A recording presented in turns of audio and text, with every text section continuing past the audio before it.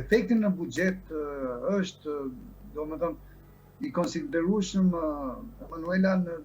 dy arsye. Së pari, akciza për naftën është për një mall të natyrës së veçantë, siç është akciza për duanin apo akciza për pijet alkolike,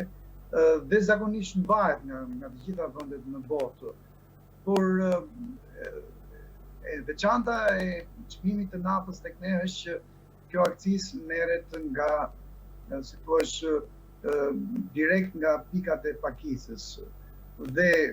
ajo është në nivele të larta, të konsiderueshme, diku aty ke 38 lekë të reja për litër apo 40 lekë, kështu që nuk është pak në një çmim që ka qenë para luftës 176 apo 178, por i bie diku aty diçka më shumë se sa 1/4. Akciza do ishte mirë të ulej më fort, po ulet me pikatore dhe ju e thatë me të drejtë sasinë që e parave që në muaj mund të përfitojë një konsumatori jon, por buxheti i shtetit e ka të ardhur të fortë në kuptimin që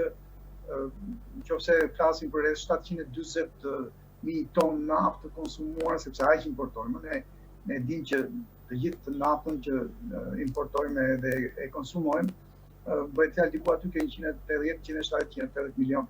euro, pavarësisht se raportohet ke 3% që i të ardhurave buxhetore vjetore. Kështu që mos harrojmë që jemi diku aty ke 6.8 miliard euro të ardhura. Kështu që nuk është pak, domethënë që buxheti i shtetit vendosi të heqë dorë nga një sasi e tillë parash, edhe pse në mënyrë të përkohshme, mos jem, le të themi, 20% sa e ka deklaruar tash, nëse çmimi do jetë aq